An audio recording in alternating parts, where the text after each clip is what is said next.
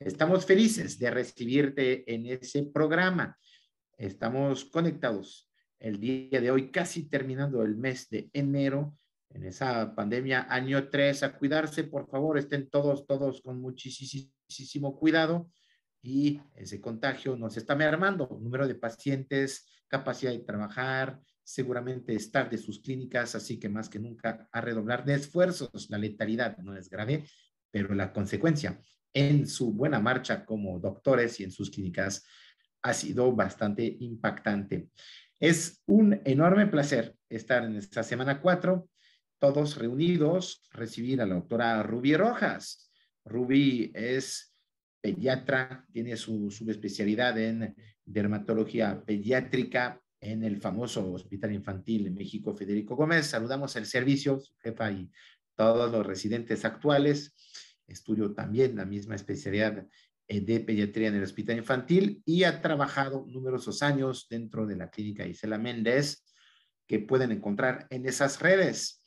Es además miembro activo del Colegio Mexicano de Dermatología Pediátrica y hoy tiene un tema para nosotros que hablan del envejecimiento en pieles maduras.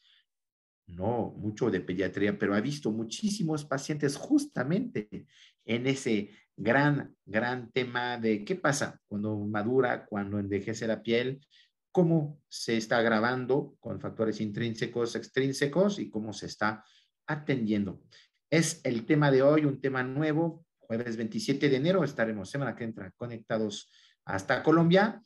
Cada semana, cada tema, cada ponente es diferente, pero siempre de gran interés. Saludos a todos los que están conectados. Saludos, Ana Karen, saludos, Isela. Nos da mucho gusto tenerte aquí conectada. Pati Méndez, saludamos al doctor Barrera hasta el estado de Tamaulipas. Verónica, qué gusto tenerte conectada, doctora Corral. Es un placer. A sus computadoras, a sus tabletas, a sus celulares. Empezamos, Ruby, muy buenas noches, bienvenida con nosotros el día de hoy en este espacio de Online Virtual Education. ¿Cómo estás? Hola, muy bien, muchas gracias, Emanuel. Muchas gracias por la invitación a ti y a todo el equipo de Auvernia. Me da mucho gusto poder participar. Pues el podium es tuyo. Adelante, bajemos la presentación, ponemos la tuya. Y enhorabuena, nos vemos para las preguntas. No dejen de poner en comentarios todas sus dudas, todas sus quejas y o agradecimientos, felicitaciones. Estamos para contestarles. Gracias. Adelante, Rubí. Muy bien. ¿Pueden ver mi presentación? Todavía no, pero ya está llegando. Adelante y así. Perfecto.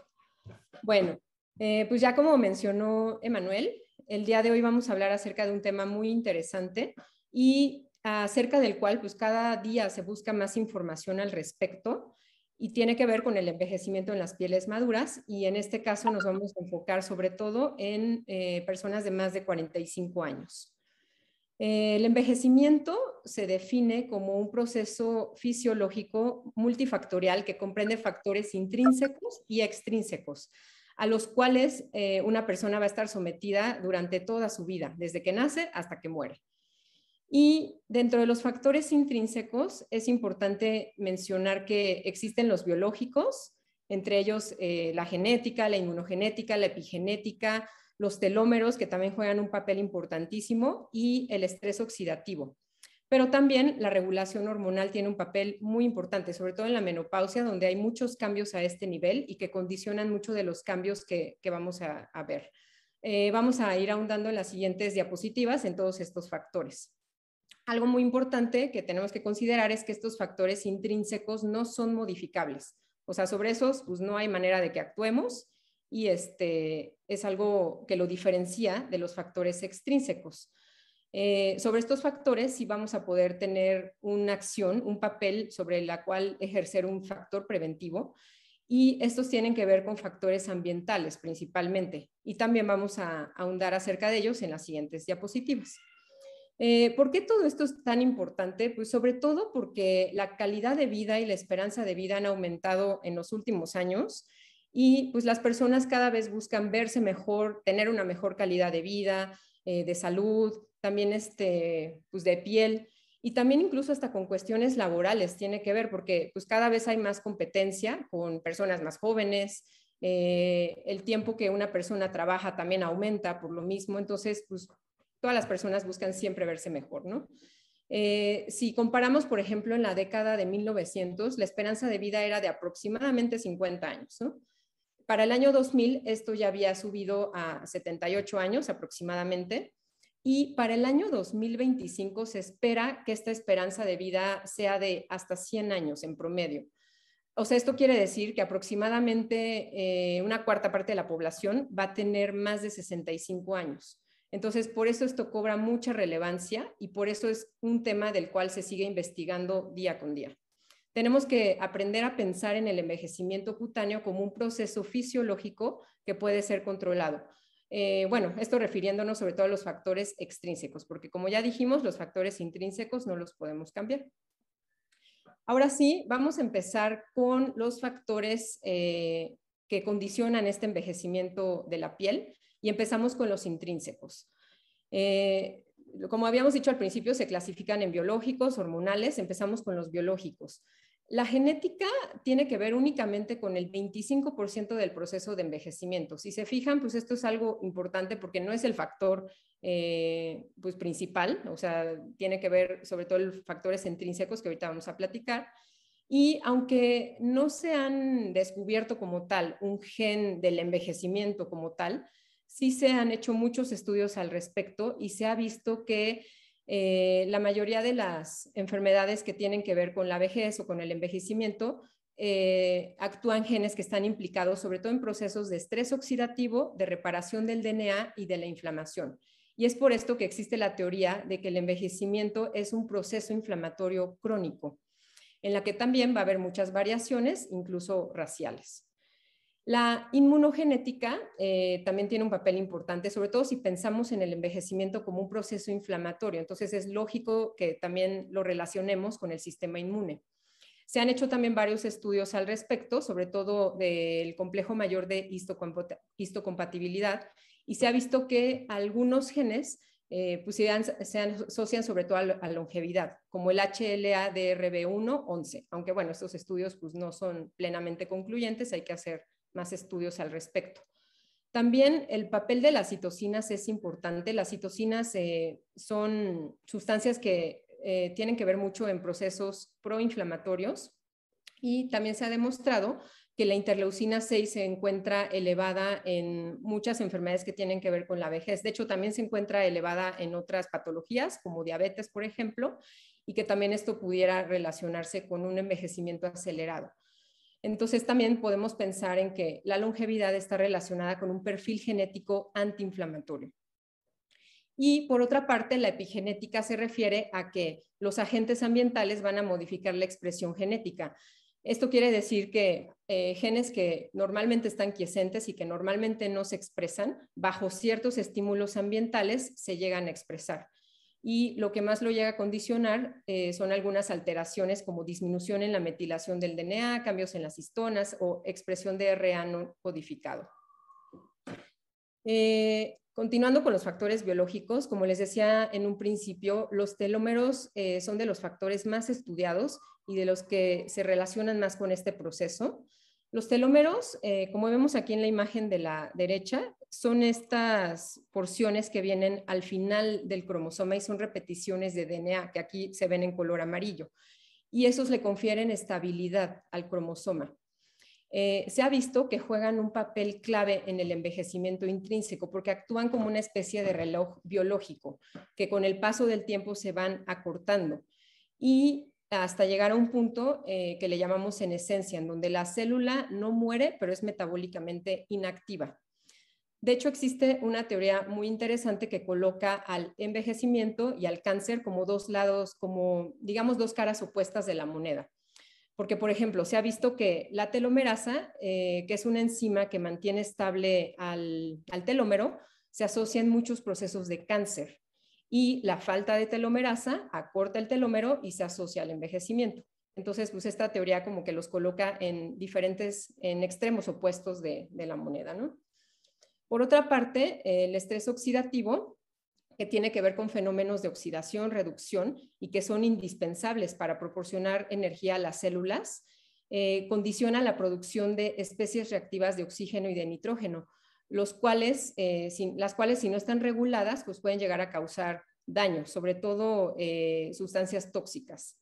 Se ha visto que, por ejemplo, estas especies reactivas pueden causar alteración de la morfología celular por peroxidación de los lípidos de las membranas, daño directo del DNA y también desactivación de enzimas intracelulares. Es por esto que normalmente contamos con mecanismos de defensa naturales como la superóxido dismutasa, la catalasa, el glutatión peroxidasa o el sistema tiorredoxina, así como otras vitaminas que actúan también como antioxidantes para disminuir el daño producido por estas especies reactivas. Algo que tiene mucho que ver con los telómeros es lo que se le llama límite de Hayflick, que, bueno, recibe este nombre porque fue descrito por Hayflick y Muirhead en 1961, y ellos vieron que en un cultivo de fibroblastos cada célula tenía un número finito de duplicaciones hasta que, llegado ese punto, entraban en una fase de senescencia que ya mencionamos, en donde no muere la célula, pero ya no es metabólicamente activa. Esto aplica para todas las células, excepto los gametos sexuales. Muy bien, ahora, bueno, ya terminamos con esta parte como de factores biológicos, vamos a entrar en la parte hormonal, que también tiene que ver con los factores intrínsecos. Y esto es muy interesante porque, sobre todo a partir de la menopausia, empieza a haber muchos cambios a nivel de muchas hormonas, que aquí puse las principales, pero incluso hasta hay más que se han visto en muchos estudios. Y dentro de las principales es que disminuyen los niveles de estrógenos y progesterona. Entonces, esto va a condicionar disminución de la elastina, también alteraciones vasculares que van a llevar a una disminución en la oxigenación y que clínicamente se va a traducir en palidez, una piel incluso con temperatura más fría por esta falta de circulación. La piel también se empieza a adelgazar, empieza a haber resequedad también por disminución de estas hormonas y se van empezando a marcar arrugas profundas. También se ha visto que el cortisol aumenta. Esto va a causar un deterioro del sistema inmunológico y clínicamente lo vamos a ver reflejado como deshidratación, sensibilidad, eritema principalmente. También algo importante es que los niveles de insulina tienden a aumentar y esto tiene que ver con un fenómeno importantísimo, un proceso que se llama glicación, en el cual se generan productos de glicación avanzada, que se generan por reacciones entre un azúcar reductor y los tejidos. Al generarse estos productos se pueden depositar incluso a varios niveles y esto causa daño en enzimas reparadoras del DNA, en los telómeros también, y clínicamente también lo vamos a ver reflejado como una piel opaca y con un tono amarillento por depósito de lipofuscina. También la melatonina disminuye, que es la hormona que regula el ciclo sueño-vigilia, pero no solo tiene ese papel, la melatonina tiene un papel antioxidante importantísimo. Esto lo vamos a ver reflejado, la disminución de esta hormona en regeneración disminuida de la piel y un rostro de apariencia cansada. La hormona de crecimiento también disminuye, esto altera la capacidad de reparación de los tejidos y también los niveles de andrógenos disminuyen. Y esto también va a estar relacionado con gerosis, disminución en la elastina, pero también los andrógenos tienen un papel importantísimo en la distribución de la grasa corporal. Entonces también va a haber modificaciones a ese nivel. Muy bien, pues ya acabamos con los factores intrínsecos, los cuales, como les recalcaba en un inicio, no son modificables, pero ahora vamos a platicar de lo que sí podemos prevenir y de lo que sí podemos modificar, que son los factores intrínsecos. Hay bueno, el exposoma es como un término que se generó en el año 2005 por un epidemiólogo de Estados Unidos que se apellida Wild, y él lo definió como todos los factores internos y externos y las interacciones entre ellos y también la respuesta del cuerpo a estos factores. Y esto sucede desde el nacimiento hasta la muerte. Y clínicamente todo esto lo vamos a ver reflejado como los signos biológicos y clínicos del envejecimiento. Esto aplica para todos los órganos y sistemas. Sin embargo, la piel, al ser el órgano más grande del cuerpo y además la que vemos, digamos, más fácilmente, es la que se ha estudiado más. Entonces, algo muy importante es tener en cuenta que el envejecimiento extrínseco es prevenible por naturaleza y por definición. Empezamos con el efecto de la radiación ultravioleta.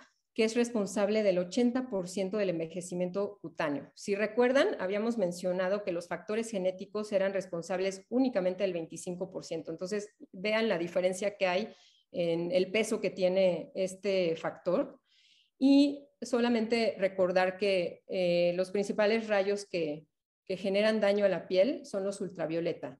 Los ultravioleta C son absorbidos por la capa de ozono, entonces en realidad no llegan a la Tierra, pero los rayos ultravioleta B sí ya atraviesan y van a causar daños a nivel de la piel, sobre todo traducidos en forma de eritema, quemaduras, también aumentan el riesgo de cáncer de piel. Y los rayos ultravioleta A ya llegan más profundo, incluso a nivel de la dermis, y van a estar asociados sobre todo con los datos clínicos de envejecimiento y arrugas, por ejemplo, ¿no? Y todo lo que tiene que ver con el envejecimiento cutáneo que vamos a describir a continuación. También es importante mencionar que no solo los rayos ultravioleta tienen un papel en el envejecimiento cutáneo, sino también la luz visible y también la radiación infrarroja, sobre todo los rayos infrarrojos A, que van a inducir la producción de metaloproteinasas de matriz, sobre todo la 1 y la 9, y esto va a disminuir la producción de colágeno. Como siguiente factor extrínseco está la contaminación, que esto es muy importante, sobre todo en personas que vivan en ciudades muy grandes, que tengan muchas fábricas o donde haya mucho tráfico. Y lo que sí se ha visto asociado que causa daño son la materia particulada, el dióxido de nitrógeno y el ozono. Hay muchos estudios que se han hecho en varias partes del mundo, en Asia, también muchos en Estados Unidos, y se ha visto que sí aceleran el proceso de generación de manchas y de arrugas principalmente. A lo mejor esto, bueno, porque decíamos al principio que estos factores son modificables. Pues, a lo mejor no a tan corto plazo, pero pues sí es algo que tenemos que tomar en cuenta. Muy bien, ahora pasamos al tabaquismo, que este factor también es importantísimo y por eso tenemos también que inculcar hábitos preventivos a nuestros pacientes. Se ha visto que con cada inhalación se reciben aproximadamente 3.800 sustancias químicas dañinas, entre ellas la nicotina principalmente, y la nicotina va a producir un efecto inmediato que se vea desde los 2 minutos en disminución del flujo sanguíneo capilar. Esto va a disminuir, obviamente, los nutrientes, el oxígeno, y va a causar daños en el colágeno y la elastina, principalmente. También se ha visto que el tabaquismo aumenta la displasia del queratinocito, lo que produce un aspecto despulido de la piel, que por eso personas que fuman mucho tienden a tener la tez opaca, como con falta de luminosidad. También aumenta la expresión de radicales libres, que ya dijimos que si no están regulados producen efectos tóxicos no solo en la piel, sino a nivel de varios órganos, y también aumenta las metaloproteinasas de matriz. Y también es un factor de riesgo para carcinoma escamocelular. Muy bien, pasando ahora a la nutrición. Hay factores que nos protegen contra el envejecimiento y otros que lo aceleran. Los que se ha visto que lo aceleran son sobre todo dietas ricas en carbohidratos simples y grasas. También, por ejemplo, la carne, los lácteos y la mantequilla se han asociado a daño actínico. Y regresando un poquito al tema de la glicación que ya habíamos platicado un poco al principio, entre más consumo de azúcar, se generan más este tipo de productos que también tiene que ver un poco con el aumento en los niveles de insulina y se producen estos productos de glicación avanzada. Y la reacción de Maillard tiene que ver con que entre más azúcar se consume, más se generan estos productos. Y estos productos tóxicos se llegan a depositar en fibronectina, laminina, elastina y colágeno, causando daños a esas moléculas. Dentro de los factores protectores nutricionales tenemos la dieta rica en antioxidantes, que la encontramos sobre todo en frutos rojos, como los que vemos en la imagen, moras, zarzamoras, fresas, también muchos vegetales verdes la contienen. También algo importante es evitar el consumo excesivo de alcohol. La vitamina C se ha asociado en varios estudios con menos arrugas. Y los vegetales, el aceite de oliva y las leguminosas también cumplen un efecto protector. También el café se ha visto, sobre todo en uno de los principales estudios que se realizó en Japón, que se asocia a menos manchas, aunque no se encontró influencia en las arrugas, solamente a nivel de las manchas. Bueno, ahora pasamos a otros factores que se les llaman misceláneos y que también tienen mucho que ver con nuestro ritmo de vida actual. El estrés también es importantísimo, ya que nos mantiene como en un nivel de alerta constante, porque se activa el sistema nervioso autónomo, el sistema renina-angiotensina y el eje hipotálamo hipófisis adrenal. Y lo que se ha visto es que causa una disfunción inmune crónica, aumenta las especies reactivas de oxígeno y nitrógeno y también causa daño en el DNA. Se ha visto en varios estudios que puede causar disminución en la permeabilidad epidérmica y en la función de barrera principalmente. La falta de sueño también es algo que empieza a ser un poco habitual también con nuestro ritmo de vida actual. Se ha visto que personas que duermen menos de 5 horas por noche, pero ya digamos crónicamente, tienen sobre todo una apariencia menos saludable, menos atractiva, cambios en la coloración, flacidez de los párpados, ojos hinchados enrojecidos, ojera pigmentada y también aumento en las arrugas. Es lo que se ha encontrado principalmente. Y también la temperatura es un factor importante, sobre todo a lo mejor para ciertas ocupaciones, porque sí se ha visto que el calor acelera el envejecimiento. De hecho, también se han hecho varios estudios, por ejemplo, en personas que trabajan en cocinas, por ejemplo, pasteleros o que están en contacto con hornos muy constantemente, y se han visto que se genera una respuesta proinflamatoria, daño oxidativo en el DNA y también aumento en las metaloproteinasas de matriz con degradación del colágeno. Los cosméticos también tienen un papel importantísimo. Cuando un cosmético o un producto de este tipo sale al mercado, pues en general tiene que pasar por muchos estudios para demostrar que es seguro, que es clínicamente efectivo y para que no haya ningún problema, ¿no? Sin embargo, pues al haber tantas sustancias de este tipo en el mercado, hay algunos que no cumplen con todos estos estudios y que también se han asociado a la generación de disruptores endocrinos, que son compuestos químicos capaces de alterar el equilibrio hormonal y que condicionan efectos adversos en la salud.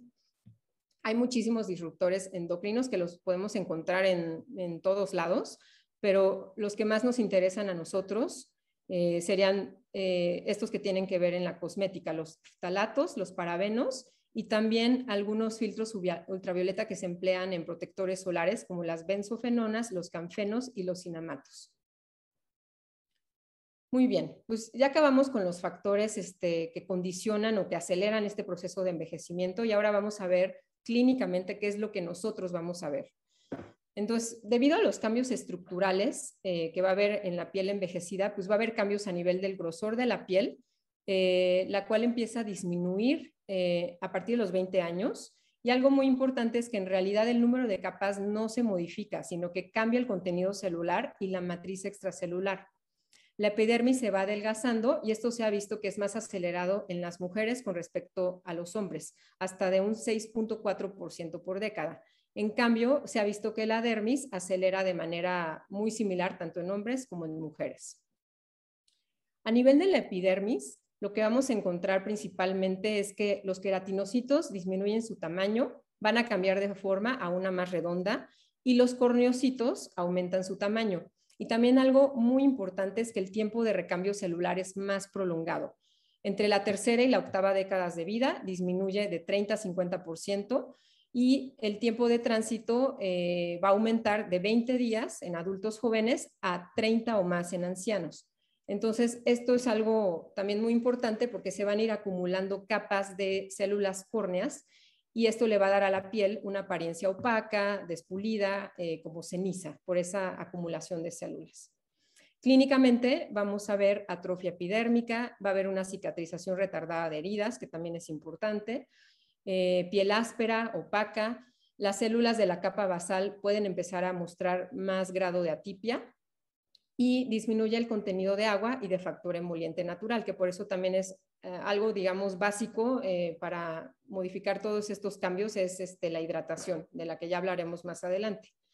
También disminuye 65% el contenido lipídico y va a haber una reducción en el número de melanocitos, aproximadamente de entre 8 a 20% por década, y esto se ha visto demostrado sobre todo por estudios en los que se ha visto que las personas más ancianas tienen una reducción en el número de nevos melanocíticos y al reducirse la melanina, pues también va a haber un aumento en la incidencia de cáncer de piel, que aumenta con la edad.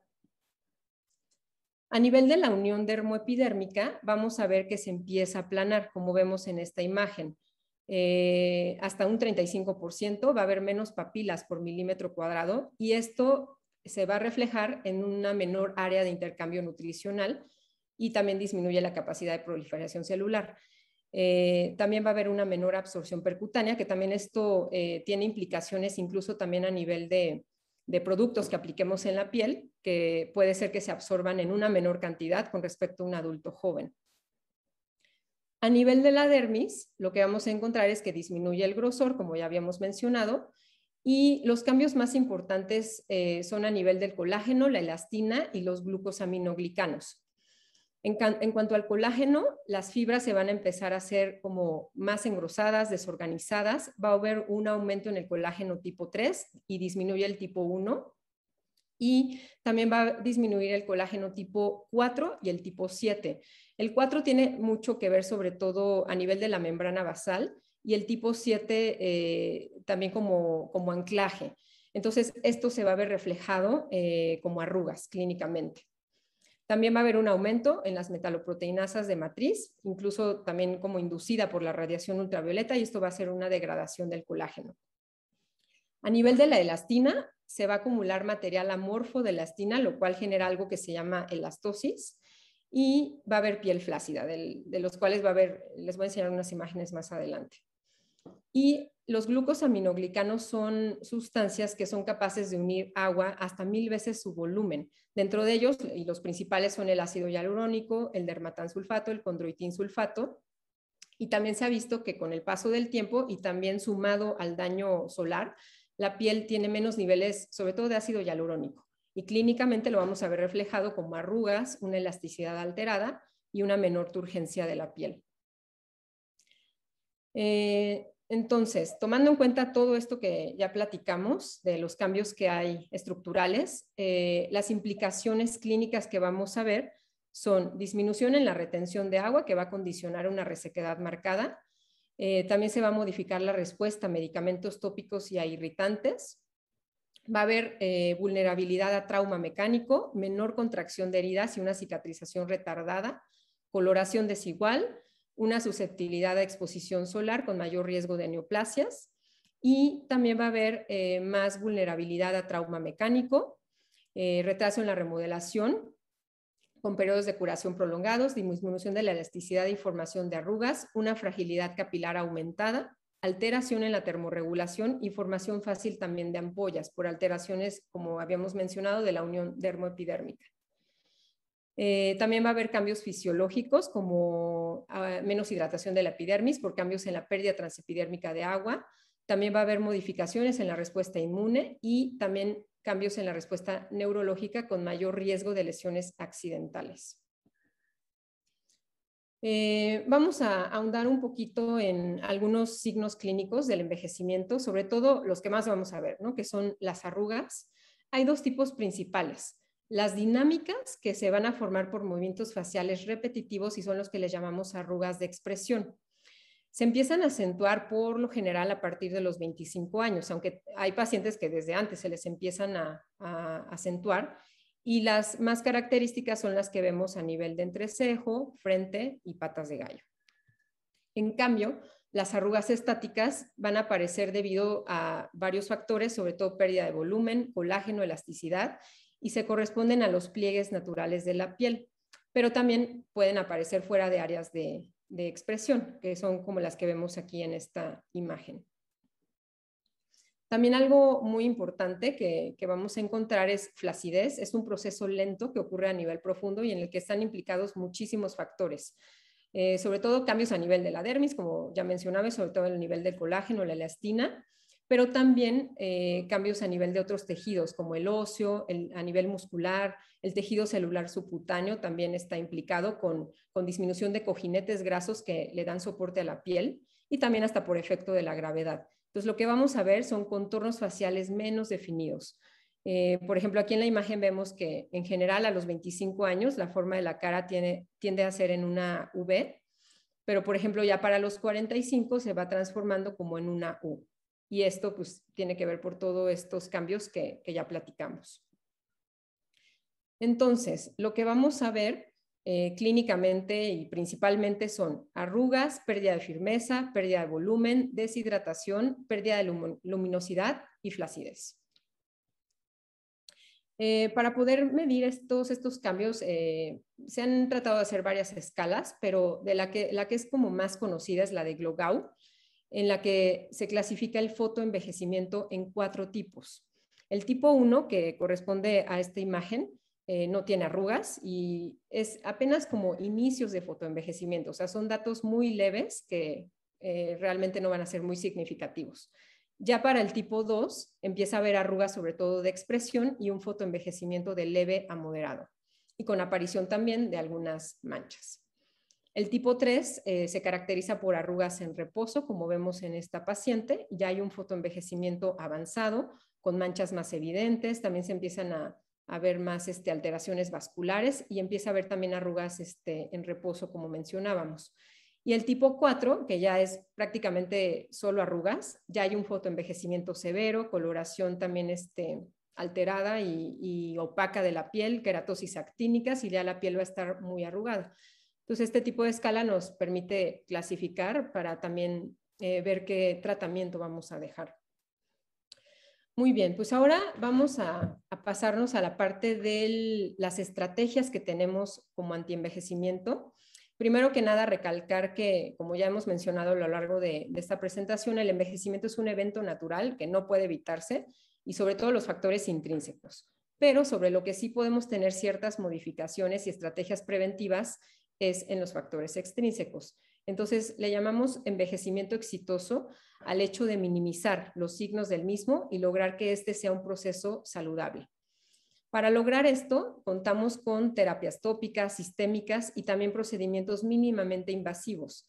Pero lo más importante, como también ya les había mencionado, es inculcar al paciente el hábito de la prevención, con un estilo de vida sano y hábitos saludables. Porque como habíamos mencionado, dentro de los factores intrínsecos está muy implicado la alimentación, también todo el ritmo de vida que llevamos, sobre todo lo que decíamos del estrés, y también, por ejemplo, el hacer ejercicio, que también se ha visto que mejora los patrones hormonales, que también tienen que ver con retrasar el proceso de envejecimiento. Entonces, eso es algo muy importante, porque de nada sirve que hagamos todos los tratamientos del mundo, pero si el paciente sigue fumando, si no se alimenta sanamente, pues no vamos a ver gran cambio.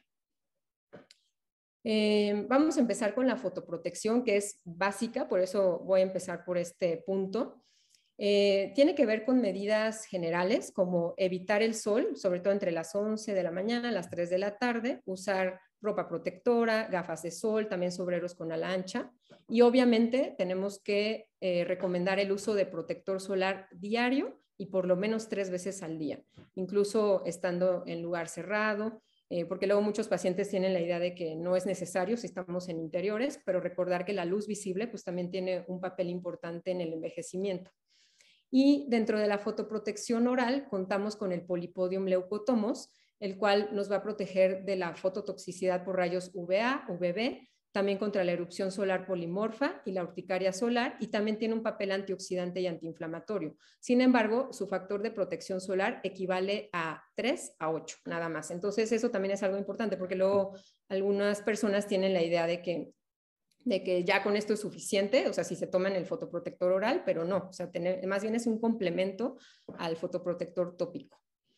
En cuanto a las hormonas, pues como habíamos platicado, hay muchas alteraciones que suceden en este punto, y se ha visto que la terapia hormonal sustitutiva puede llegar a favorecer en algunos casos, pero no en todos. Todavía los resultados son contradictorios, porque en algunos estudios sí se ha visto que mejora los datos clínicos de envejecimiento, en otros no se ha encontrado tanta asociación.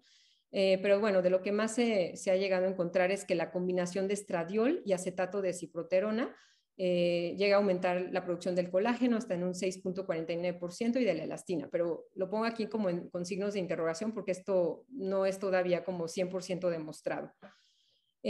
También algo importante es la suplementación con melatonina, que cada vez la empezamos a hacer más, porque como les mencionaba al principio, los niveles de melatonina disminuyen, Pero la melatonina no solo, más bien la disminución no solo causa alteraciones en el sueño, sino también favorece procesos prooxidantes. Entonces se recomienda la suplementación con dosis que varían entre 0.5 hasta 10 miligramos al día en promedio. En cuanto a los agentes tópicos con los que contamos, nada más recordar que existen los medicamentos, los cosméticos y una nueva categoría de productos que se les llama cosmecéuticos, que son ingredientes biológicamente activos que persiguen fines estéticos, pero que al mismo tiempo tienen una alta capacidad bioquímica sobre la piel. Esto es algo importante porque actualmente existen muchas opciones en el mercado, muchas marcas, de hecho cada vez salen más productos que de hecho llegan a confundir mucho a las personas, a nosotros también como médicos. Entonces, lo que se ha recomendado como datos clave para poder elegir un buen cosmecéutico son estos 3 puntos. Que el ingrediente activo tenga un mecanismo de acción biológico racional, que la concentración sea conocida y que se sepa que se correlaciona con el efecto terapéutico y que la formulación final debe tener un ingrediente activo estable que penetre el estrato córneo. También se ha visto que el vehículo hidratante es responsable de entre 50 y al 70% del efecto percibido. Y dentro de los principales vehículos que se usan en estos productos cosmecéuticos está el petrolato, que disminuye la pérdida transepidérmica de agua, aumenta la producción de lípidos intracelulares, pero llega a ser en ocasiones muy oclusivo, entonces puede llegar a producir este efecto comedogénico. En cambio, la dimeticona es hipoalergénica, no es comedogénica, y también la glicerina tiene este efecto de atraer agua por modulación de las aquaporinas en la epidermis, que son de los principales vehículos utilizados. Los antioxidantes tienen un papel muy importante porque contrarrestan la oxidación celular y el daño por radicales libres, y los clasificamos en 3 grupos principalmente. Los donantes de electrones, que se les llama también antioxidantes primarios, y que dentro de los principales encontramos el ácido ascórbico, el resveratrol, los polifenoles del té, la vitamina E, el glutatión, el ácido ferúlico, entre otros. Los quelantes de iones metálicos, que son los secundarios, y también encontramos el ácido ascórbico, pero también la cafeína, el resveratrol y el silibín. Y el tercer grupo son los que facilitan la acción de otros antioxidantes, que también ahí encontramos el ácido ascórbico, la vitamina E y el glutatión. También hay otros que, hay muchos en realidad, pero de los que más se llegan a usar es el ácido alfa-lipoico, la coenzima Q10 y las isoflavonas de soya. En este cuadrito que les puse aquí, voy a ahondar un poquito acerca de los principales 3 antioxidantes que usamos en la práctica y principalmente la vitamina C. La vitamina C tiene un papel muy importante como cofactor para enzimas estabilizantes del colágeno y también activa la transcripción y estabiliza el RNA mensajero del procolágeno. Reduce la síntesis de colagenasa, entonces todo esto lo vamos a ver como un papel favorable en el colágeno, que eso, como ya vimos, tiene un papel muy importante en la flacidez, en la pérdida de firmeza, y también tiene un papel en donar electrones a las especies reactivas de oxígeno, disminuye el eritema postinflamatorio y también el inducido por rayos ultravioleta, y se usa a concentraciones entre 5 a 10% para lograr este efecto clínico que buscamos. La vitamina B3 o niacinamida regula la regeneración y el metabolismo celular. Lo ideal es usar una concentración del 5% y produce una mejoría en la laxitud de la piel, en el eritema y la pigmentación después de 3 meses de uso. Y la vitamina E tiene sobre todo un efecto antiinflamatorio, antiproliferativo, humedece el estrato córneo, acelera la epitelización, contribuye a la fotoprotección y se usa en concentraciones de entre un 2 hasta un 20%. Pasamos ahora a los reguladores celulares y dentro de los principales tenemos los retinoides, los péptidos y los inhibidores de metaloproteinasas de matriz. Los retinoides, contamos con muchos, pero de los más utilizados, el ácido retinoico, el retinol, el retinaldehído y los ésteres de vitamina A, los cuales se ha visto que aumentan la producción del TGF-beta, del procolágeno 1, disminuyen la producción de colagenasa, inducen hiperplasia epidérmica, aumentan el RNA mensajero del colágeno 1 y 3 y también incrementan elastina y glucosaminoglicanos. Disminuyen niveles de elastasa y aumentan el recambio celular. Entonces, esto nos va a funcionar clínicamente sobre todo para revertir datos de daño solar, sobre todo también manchas, la pérdida de firmeza, para mejorar lo que el paciente tiene en el momento y también como preventivo.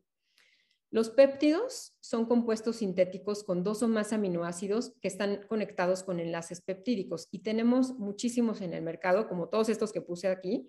No voy a ahondar en cada uno, pero la mayoría de ellos tiene un efecto en aumentar la producción de colágeno y elastina.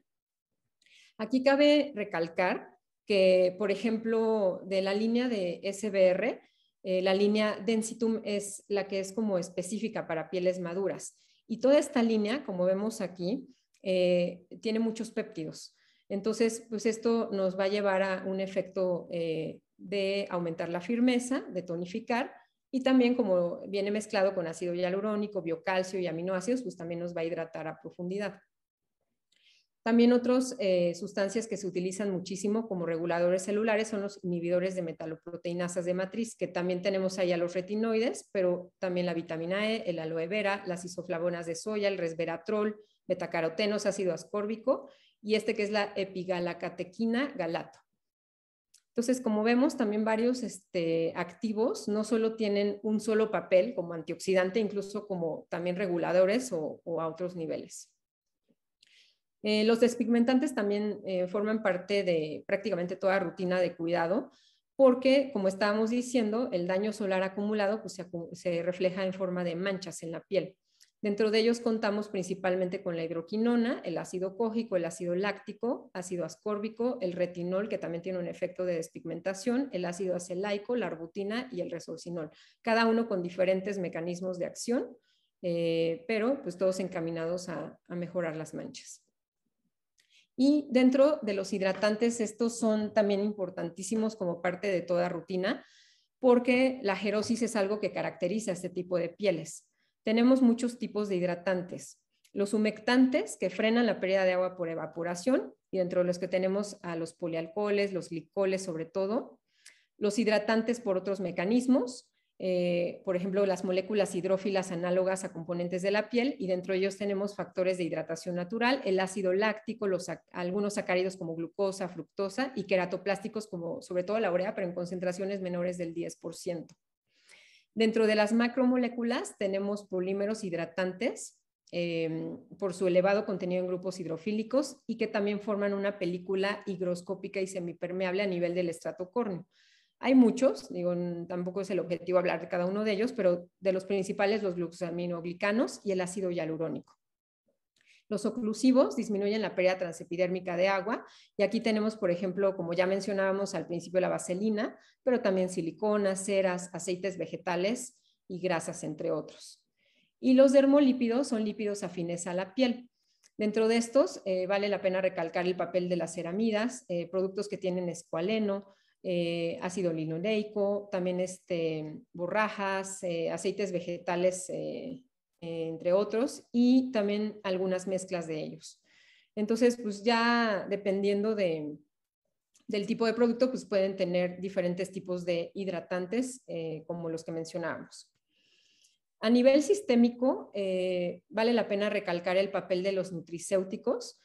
Primero que nada, recalcar que la alimentación debe ser sana, balanceada y rica en antioxidantes, como mencionábamos en un principio, pero de los alimentos que nos pueden ayudar con ciertas vitaminas son sobre todo frutas y vegetales que tienen niveles elevados de vitamina C, las nueces, la carne y el aceite vegetal, que son ricos en vitamina E, las frutas de color en carotenoides y el aguacate, salmón, atún y nueces en omega 3.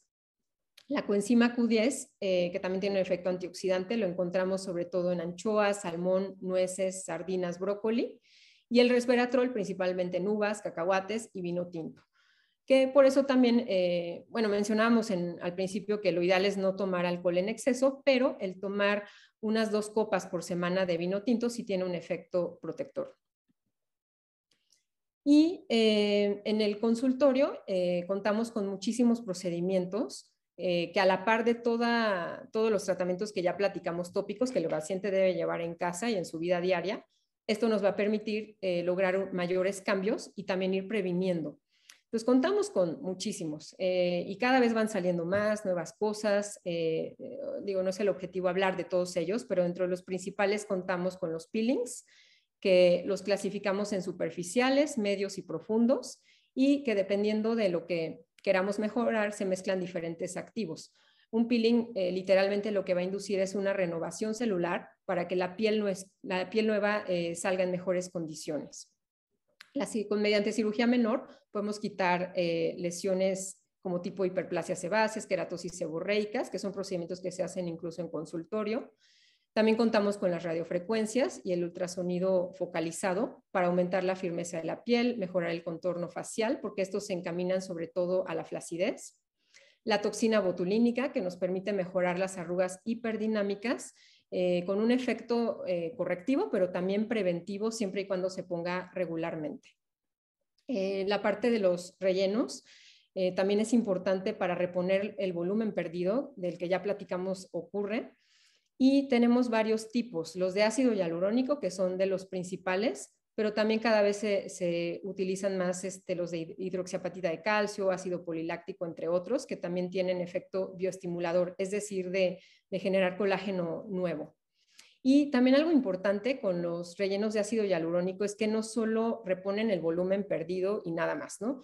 Hay muchos estudios al respecto de que tienen otras funciones y otros efectos, sobre todo en aumentar también la producción del procolágeno tipo 1, estimulan fibroblastos también para que produzcan el inhibidor tisular de la metaloproteinasa 1 y modulan células inflamatorias y la interacción entre proteoglicanos de la matriz. Y también, muy interesante, que neutralizan incluso los radicales libres. Entonces, como que su efecto va más allá de la simple reposición de volumen. En cuanto al plasma rico en plaquetas, es rico en factores de crecimiento, que a final de cuentas van a regular procesos de migración celular, proliferación, diferenciación y promueven acumulación de matriz extracelular. Y también contamos con muchísimos dispositivos de luz, principalmente los láseres, entre ellos los no ablativos, como la luz pulsada, el láser de colorante pulsado, que bueno, en el caso de la luz pulsada lo podemos usar sobre todo para mejorar alteraciones pigmentarias y también vasculares, y el láser de colorante pulsado sobre todo para alteraciones vasculares. Y dentro de los fraccionados tenemos el láser CO2, que hasta la fecha sigue siendo como el estándar de oro para hacer un resurfacing y mejorar la calidad de la piel, porque estimula producción de colágeno nuevo, entonces nos va a mejorar arrugas, nos va a mejorar la apariencia, bueno, la textura, también nos va a hacer cierta firmeza de la piel. Y también como alternativa tenemos el láser Erbium Glass o el Erbium YAG, que ya dependiendo del fototipo y del paciente, pues podemos escoger uno u otro o incluso hacer ambos en momentos diferentes. Muy bien, pues con esto llegamos al fin de la plática. Aquí pongo algunos memes que luego se llegan mucho a ver en redes sociales, porque también eso es algo muy importante de mencionar. Con todo este boom de las redes sociales, TikTok, todo eso, existe mucha información acerca de nuevos productos, nuevos tratamientos que también las personas se ponen a buscar. Entonces, pues es algo sobre lo que se está actualizando constantemente y que va a seguir creciendo muchísimo, porque como les digo, la esperanza de vida va a seguir aumentando, la gente cada vez busca verse mejor y se tienen que buscar nuevas opciones y terapias que nos mejoren ese proceso, como decíamos en un inicio, un envejecimiento saludable, el cual no podemos evitar, pero sí lo podemos modular. Pues muchas gracias. Muchísimas gracias, doctora Ruby. Es un gran placer y esa elocuente presentación muy bien nutrida, con mucha referencia bibliográfica, nos será muy útil en la repetición. Aquí somos más de 60 conectados y quería empezar con un par de preguntas. La doctora Ana Karen nos felicita, nos están diciendo excelente ponencia, muchas gracias. Doctora Norma Navarro, la saludamos en su recuperación COVID. Doctora Margarita, saludos a ti también. La combinación, como la presentaste, de tópicos, productos orales y de procedimientos, suele ser algo que representa un cierto presupuesto para el paciente. ¿En qué orden y de qué forma lo vendes o qué da mayor y surte mayor rapidez en el tratamiento de tal forma que acepte embarcarse en una trilogía de terapia oral, tópica y de procedimientos. Cuéntanos. Pues sí, sí es algo importante a tomar en cuenta porque efectivamente, o sea, depende también mucho de cómo nos llega el paciente. Porque si, por ejemplo, es un paciente de más de 50 años, que a lo mejor nunca se ha hecho algún procedimiento, pues sí tenemos que hacer muchas más cosas de primera instancia para lograr, para, pues, lograr cambios realmente, ¿no? Entonces, nosotros, por ejemplo, yo en lo personal siempre les enfatizo que la rutina en casa es básica, o sea, sobre todo el uso de fotoprotector oral, o sea, no hay paciente que, aunque vaya por cualquier otra cosa corporal, lo que sea, no salga sin su protector solar y con el hecho de saber que es lo más importante, ¿no? Para prevención. Sí hay que recalcarle al paciente que los resultados que vamos a ver con la terapia tópica son graduales, son lentos, o sea que sí se van a ir viendo, pero vamos a tardar a lo mejor unos 3, 6 meses en lograr un efecto muy significativo y que para lograr cambios más importantes, pues lo importante sería complementarlo con los otros tratamientos que platicábamos. Por ejemplo, pacientes que a lo mejor buscan un resultado más rápido, podemos empezar a lo mejor con algún procedimiento como tal, como la toxina, los rellenos, lo que platicábamos, o algún láser, dependiendo del caso. Y a lo mejor en casa lo que hacemos es dejarle lo básico, o sea, para empezar, el protector solar, algún antioxidante y algo correctivo en la noche, y poco a poco irlo complementando. Pero también ya depende mucho de lo que busca el paciente, ¿no? Hay quienes a lo mejor prefieren irse un poquito más gradual o alguien que quiera algo, un resultado más rápido. Muy bien, muchísimas gracias. Ahora llegan, como en SBR, un sinnúmero de productos que cruzan esos efectos, como los prebióticos, que de forma tópica están surtiendo un efecto que que antes buscábamos solamente vía oral. ¿Cómo has incorporado estos productos en tu rutina y cómo el paciente recibe ese cruce de conceptos, ¿no? De cuidar la microbiota de la piel, cuando siempre ha sido educado por el médico general, por el pediatra en hablar de la microbiota intestinal, ¿no? O el ginecólogo de la microbiota vaginal. ¿Cómo lo abordas con tus pacientes? Pues sí, yo lo que trato de hacer a la hora de explicarles, por ejemplo, la rutina en casa, es explicarles el porqué de cada producto. Porque también luego yo he visto, ¿no? Que, por ejemplo, a lo mejor el hecho de hacer la receta y nada más entregársela y no ahondar tanto en el porqué del producto, pues a lo mejor el paciente no lo ve como algo importante, ¿no? Entonces, por ejemplo, yo siempre les menciono, mira, necesitas un antioxidante, te voy a dejar vitamina C porque tiene tal función, o sea, digo brevemente en palabras del paciente, pero para que ellos se den cuenta de la importancia de llevar a cabo todos esos pasos. Y también, por ejemplo, el hecho de tener un estilo de vida más saludable, como mencionamos en la presentación, es importantísimo porque si el paciente no cambia sus hábitos, por más que nosotros queramos hacer, pues no, probablemente no va a haber el cambio que él desea. Entonces ya dependerá del paciente, son factores sobre los que no podemos nosotros tener un control, pero por lo menos sí hacerle el hincapié y recalcarle la importancia de llevarlo a cabo. Y también poco a Muy bien. poco ir complementando con la terapia oral. Yo lo que muchas veces hago, sobre todo pacientes que no tienen o sea, que no usan nada, ¿no? Porque nos llegan muchos pacientes así, que literalmente no se pone nada. Entonces, empezar con lo básico, a lo mejor poco a poco con cada consulta voy aumentando cosas hasta hacer una rutina más completa y que el paciente se vaya acostumbrando. Y también incluir la parte de oral. También yo desde el principio siempre trato de dejarles algún antioxidante y mencionarles también la importancia de tomarlo. Y también suplementación, como decíamos, con alguna, sobre todo melatonina, la estamos también usando mucho últimamente por el papel antioxidante que tiene. Entonces, yo creo que lo más importante es explicarle al paciente la importancia de hacerlo y para que él, pues sí lo haga, ¿no? Es lo más importante. Muy bien, muchísimas gracias. Muchas felicitaciones por parte de Abel, de la doctora Vanessa, la doctora Pati Méndez. Saludamos a todos los que se han conectado. Nos pregunta aquí el doctor Lugo, y saludamos a la doctora Cristina desde Querétaro. Saludos al Colegio de los Dermatólogos de Querétaro. ¿Qué productos de SBR recomiendas para pieles secas y para hidratación y regeneración? ¿Cuáles son los productos en la línea que hacen eso? Pues principalmente y también enfocado a este tema de pieles maduras, la línea de Densitum, que como ya, bueno, mencioné brevemente en la presentación, es la específica para pieles maduras, porque trae sustancias para hidratar, principalmente, que ya vimos que eso es importantísimo en este tipo de pieles. También trae gran cantidad de péptidos que nos hacen esa función de aumentar la producción de colágeno, de elastina, para aumentar la firmeza de la piel, la tonicidad.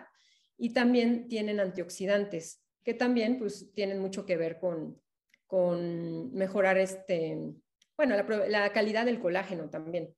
Entonces, digamos que la ideal para este tipo de pieles es Densitum. Y hay varias presentaciones de Densitum, el contorno de ojos, el Biserum, la crema rica, que la verdad, ya dependiendo del grado de resequedad, buscaremos la mejor opción para el paciente. Muy bien. Bueno, también, ay, perdón, Emanuel, también a mí en lo personal me gusta mucho la línea de Biotic, de SBR, que también tiene probióticos, y llegamos a usar mucho la Yalu Biotic, que también tiene ácido hialurónico, pero ya para pieles a lo mejor más maduras, la Cera Biotic, que también les hidrata bastante bien. Muy bien, una pregunta muy técnica. El engrosamiento del stratum corneum más la desaceleración de recambio celular epidérmico, ¿a partir de qué edad se empieza a desalentar, a frenar? Pues de los estudios que estuve revisando, aproximadamente desde la tercera década ya empieza a haber cierto retraso en el recambio, más acentuado conforme pasa el tiempo, pero sí, desde los 30 años empieza a ver ese proceso. Excelente, Rubí. Dos preguntas más para terminar y agradecerte muchísimo el tiempo que nos dedicaste. ¿Qué pasa con las pieles maduras y con cutis mixto o graso? Que solemos ver cada día más pacientes con ese tipo de configuración, ¿no? Que en lugar de resecarse, siguen con un cutis mixto o graso aún siendo maduras. Sí, sí, de hecho, sí es también bastante común, que de hecho también en muchos pacientes llegamos a encontrar, por ejemplo, hiperplasias sebáceas o queratosis seborreicas, que también se asocian como ese exceso de grasita y también van saliendo con la propiedad. Entonces ahí lo que tenemos que buscar es un equilibrio, porque también por lo general son como pieles mixtas, ¿no? Que tienen ciertas áreas más secas, otras más grasosas. Entonces, muchas veces también dejamos los retinoides en la mayoría de los pacientes que de por sí pueden resecar la piel, lo tratamos de compensar con hidratación siempre, aunque en este caso tendría que ser un producto no tan oclusivo, no tan pesado para que no les aumente la producción de grasa. Muy bien, también está el suero Ceviaclir antiedad y para pieles grasas, ¿no? Que sirve para justamente tratar esos malestares de espinas o barros en pieles maduras y a la vez tener cierto efecto antiedad. Última pregunta, Rubí, ¿qué productos o marcas tú recomendarías que sean con fórmulas limpias? Es decir, que libres de fenoxiatinol, de PEG, de siliconas. ¿Cuál es para ti la tendencia de hoy también respecto a esos agentes y a la limpieza, digamos, de esas fórmulas? Sí, eso también es un punto muy importante, Manuel, porque de hecho cada vez más en la consulta los propios pacientes nos preguntan y nos piden que sean productos que cumplan estas características. Ya incluso empieza a haber pacientes que hablan de los disruptores endocrinos como tal, que lo han leído, y pues se busca más ese tipo de productos. Y también muy importante que también cada vez nos preguntan más que sean cruelty free, también no testados en animales, que también es algo que están buscando mucho. Entonces, la verdad para mí, la línea de SBR, que ya también yo he buscado muchísima información al respecto, cumple con todas esas características. De hecho, lo que yo estaba viendo es que en Europa, incluso por el hecho de fabricarse allá, tienen que cumplir con ciertos estándares que a lo mejor en otras partes del mundo no se piden, pero pues todos estos productos, al ser fabricados allá, pues la verdad es que son de los que menos tienen este tipo de agentes. De todas maneras, pues sí, es una lista enorme de disruptores endocrinos, entonces vale la pena a lo mejor a la hora de considerar tener un producto, pues revisar si existe algún potencial en la formulación. Excelente, pues efectivamente, doctora Rojas, Ruby, gracias. SBR cumple con eso y los excede. Y refiérense a los temas de disruptores endocrinos con el endocrinólogo mexicano o el endocrinólogo francés que hemos traído en ese espacio. También pidan a su asesor comercial la información respecto a eso. Tenemos mucho que decirles y contarles. SBR es de las primeras marcas de dermocosméticos franceses a haber hecho la decisión de quitar muchos ingredientes de sus fórmulas y de trabajar en conjunto con las asociaciones y las empresas de certificación para llegar a fórmulas limpias, fórmulas congruentes, con menos ingredientes, con más concentración y con una responsabilidad hasta de los embalajes. Así que muchísimas gracias, Ruby Rojas. Recordamos que estás trabajando dentro del grupo de la clínica Isela Méndez. Te podemos seguir a ti, tus colegas, así como la doctora Isela, que saludamos, en Instagram, Clínica Isela Méndez. La repetición, todo el equipo de OBE te la va a dar a tu disposición para ti, tus colegas, dentro de nuestro canal de YouTube, Obernia Oficial. Ahí estamos disponibles para ti. Siempre, siempre felices de darte esa capacitación y la posibilidad de ver los temas a destiempo. Les mostramos lo que tenemos para la semana que entra. Tenemos una sorpresa para ti, para tus amigos, doctoras y doctores. Saludos a todas y a todos. Saludos, Sandra. Saludos, Norma. Tendremos a John Gaviria de nuevo por tercera ocasión en ese espacio desde Colombia para hablarnos de inmunología. Y resonando con tu plática, Rubí, hablando del lanzamiento de Glycerin Advanced Inmuno, la nuevísima fórmula de estado general que viene a trabajar, además de una mejoría en ciertas patologías, en claramente una mejoría del estado general de salud. Será con John Harvey Gaviria desde Manizales, Colombia, la semana que entra, jueves, en una semana, a las 20 horas, hora de México Centro. Así que no te lo pierdes, doctora, doctor. Estaremos juntos en ese gran espacio. Siempre temas diferentes, siempre ponentes únicos y muy preparados, como lo demostraste el día de hoy. Agradecemos de nuevo muchísimo, Ruby, el tiempo, la pasión y la precisión de tu intervención el día de hoy. Te agradecemos y te damos cita la semana que entra con John y a todos tus colegas en Obernia Oficial, en nuestras redes de Instagram, de Facebook, en el canal de Obernia Oficial en Spotify y obviamente la repetición, como lo dije, en el canal de YouTube. Nos vemos en una semana, Rubí. Saludos, nos vemos pronto en la clínica o en un congresito por ahí. Muchas gracias a todas y a todos. Una frase de conclusión, doctora. Pues nada más, pues lo que decíamos, ¿no? Que hay que seguirnos actualizando. Este tipo de webinars que ustedes organizan son muy buenos porque nos mantienen actualizados. Y eso es muy importante porque no podemos quedarnos atrás y sobre todo, por ejemplo, como les decía en este tema, ¿no? Que esto va a seguir creciendo, crece a una manera exponencial, cada vez hay más cosas nuevas y tenemos que estar muy bien informados.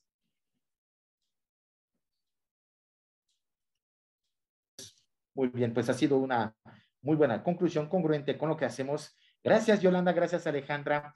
Saludos a todas y a todos, es un gusto. Cuídense, por favor, Omicron va rodeando nos y si no nos alcanzó todavía, pues no dejemos que pase por nosotros. Perdemos tiempo, desgaste y mucho sufrimiento por no estar trabajando y estar en una cama tratando de recuperar de esos estropios que nos está causando ese virus. Un abrazo a todas y a todos, cuiden sus familias. Nos vemos en una semana. Gracias, equipo. Gracias, Diana. Gracias, Carlos. Gracias, Alejandra. Nos estamos viendo en una semanita más. Chao, chao. Buenas noches. Buenas noches.